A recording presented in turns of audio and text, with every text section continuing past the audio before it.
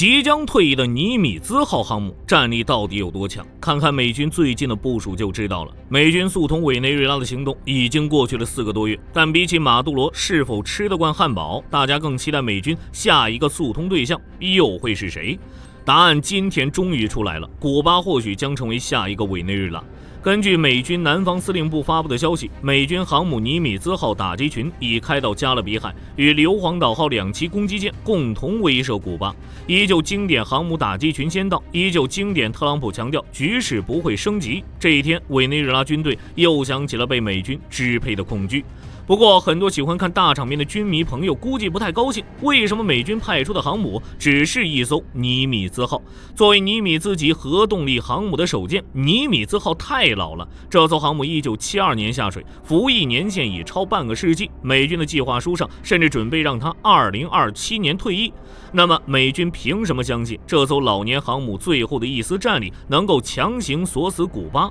在它漫长生命周期的最后一次全球部署中，导致2架先进战机同日坠海的真相又到底是什么？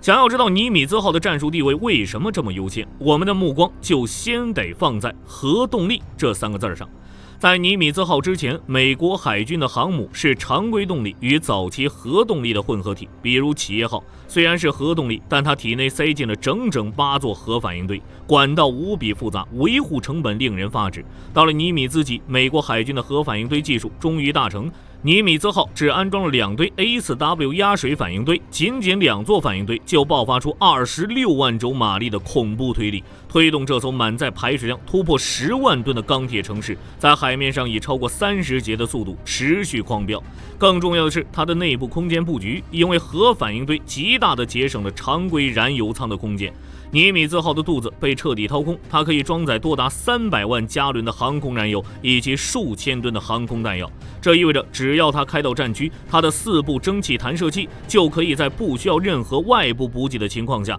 维持舰载机联队进行长达10几天的高强度连续出击。这种脱离补给线的独立作战能力，奠定了美国海军现代航母打击群的战术基石。从1975年服役开始，尼米兹号的航迹就是一部美国战争史。1981年西德拉湾事件，它的 F-14熊猫击落了2架利比亚战机。1991年，他开进波斯湾，接替参与海湾战争的友舰。1996年，台海导弹危机，他奉命穿行，压得对岸喘不过气。2003年，他支援了伊拉克战争。50年过去，当年的 F-4幽灵、F-14熊猫都早已退役，尼米兹号甲板的主力已经换成了 FA-18EF 超级大黄蜂，甚至成功测试了 F-35C 隐身战机的起降。老话说得好，流水的舰载机，铁打的尼米兹，只要那2座反应堆还在运转，尼米兹号就依然是这个星球上最具毁灭性的常规武器投射平台之一。这一点，中东人民应该深有感触。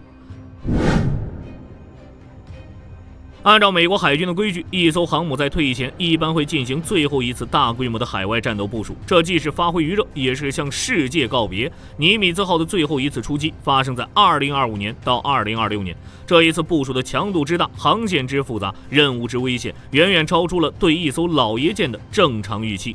2025年3月26日，尼米兹号航母打击群驶离加州圣地亚哥，正式向亚太进发。此时的西太平洋局势紧绷，周边海域有双航母编队活动，而驻日美军的华盛顿号航母也在巡夜。尼米兹号加入战局后，美军在西太同样形成了双航母的威慑态势。4月到5月，尼米兹号穿行于关岛、菲律宾海和马六甲海峡，它与日本海上自卫队进行联合演习，停靠马来西亚巴生港。这种高频次的港口访问和海上演习，目的只有一个，向前沿盟友展示美军的保护力量依然牢固。但是计划永远赶不上战局的变化。6月中旬，就在以色列发动空袭摧毁伊朗核设施的第4天，中东火药桶引爆。原本计划停靠越南进行外交访问的尼米兹号，接到五角大楼的红色紧急调令，访问取消，航向调转，全速向西。尼米兹号以最高航速离开东南亚，横穿印度洋，直扑波斯湾。在那里，他与正在中东苦撑的卡尔文森号航母完成会师。7月5日，2艘超级航母在美军中央司令部的辖区内执行了高调的协同飞行和编队机动。这不是普通的航行，他们所在的位置涵盖了霍尔木兹海峡、曼德海峡和苏伊士运河，也就是全球能源供应的咽喉。面对伊朗的导弹威胁和报复警告，美军把服役50年的尼米兹号顶在最前面，等于是在向世界宣布，虽然它老，但它的甲板上依然停着60架随时可以投弹的战斗机。想要封锁海峡，你得先问问这些战斗机的机炮。不过尼米兹号也并非没有争议，中东高强度的连续部署也彻底暴露了这艘老舰的极限。10月，尼米兹号结束了中东的威慑任务，重新返回驻守海域时，一场毫无征兆的灾难降临了。2025年10月26日下午，一架隶属于第73海上攻击直升机中队的 MH-60R 海鹰直升机刚从尼米兹号的甲板上升空执行例行任务，突然失去动力，直接坠入在海中。搜救人员刚刚把3名机组成员从水里捞上来，短短半小时后，隶属于第22攻击战斗机中队的一架 FA-18F 超级大黄蜂战斗机在起飞后不久，同样发生动力故障，飞行员被迫弹射逃生，飞机砸入海中。1天之内，在同一艘航母上连续坠毁2架完全不同型号的现役主力战机，这在美国海军航空兵的历史上极其罕见。随后，美国特朗普在新闻发布会上捅破了真相：燃料供应问题。海军的初步调查则将嫌疑死死锁定在了一个词上：航空燃油污染。航母的燃油怎么可能被污染？这绝不是说油桶里进了一把沙子那么简单。要知道，舰载机所使用的是美国海军标准的 GP5 海上喷气燃料，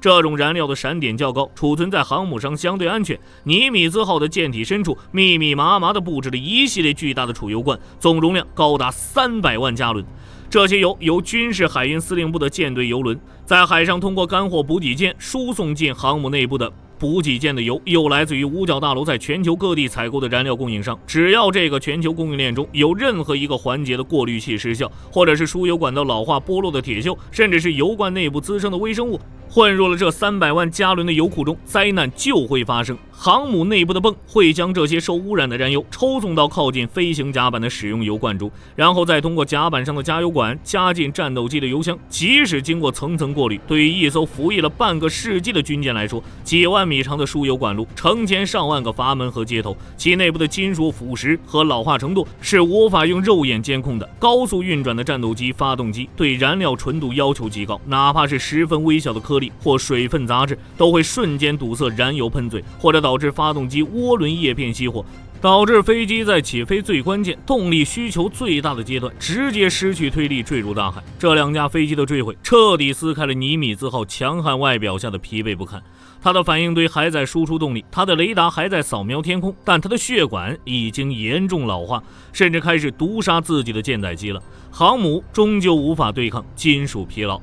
按理来说，一艘出故障出到成为全球笑话的航母，到这儿也该退役了。它又是怎么来到加勒比海的？经历了坠机事件的尼米兹号，在12月打捞起飞机残骸后，黯然返回了西雅图附近的布雷莫顿母港。按照原定计划，它应该在这里卸载弹药，然后前往弗吉尼亚州的诺福克，准备彻底退役。西雅图时报的记者记录了这艘老舰最后一次返回母港的场景：狂风呼啸，大雨倾盆，几十名水兵的亲属站在码头的水坑里，举着标语等待。没有鲜花着锦的盛大仪式，只有疲惫的机器和疲惫的人。但美军高层似乎并不打算让这名老兵安静的离开。2026年3月7日，尼米兹号离开布雷莫顿，开启了他生命中的最后一次航行。他的目的地是东海岸的诺福克，但因为它太大了，无法通过巴拿马运河，他只能选择一条漫长的路线，环绕整个南美大陆航行。就在这趟回光返照的退役航程中，特朗普对古巴和委内瑞拉的忍耐到了极限。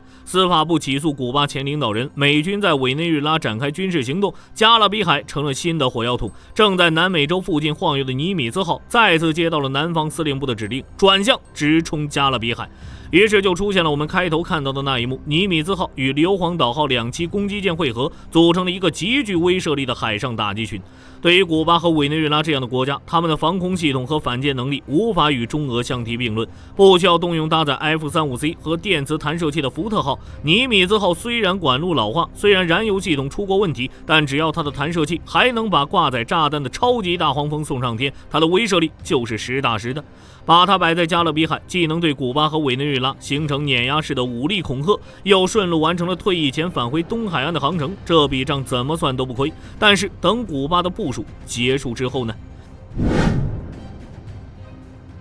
威慑完古巴之后，尼米兹号将抵达纽波特纽斯造船厂，那里是他的出生地，也将是他的坟场。从1972年到2027年，尼米兹号见证了冷战的巅峰，经历了反恐战争的泥潭，又迎来了大国竞争的开端。他用2座核反应堆的轰鸣，证明了美国海军在过去半个世纪里的绝对统治力。他在最后部署中暴露出的疲态和坠机事故，并非设计的失败，而是任何工业造物都无法抗拒的金属疲劳和材料老化的宿命。对于揪着这点黑美军航母的人，我只能说无知。在我看来，尼米兹号的退役标志着美国海军一个时代的结束，接替它的将是福特级、肯尼迪号这些搭载电磁弹射和双波段雷达的数字化新锐。武器在更迭，但海洋战争的规矩从未改变，只要海洋还在，只要对资源的控制权还在争夺，这些钢铁巨兽就永远会在大洋上游曳。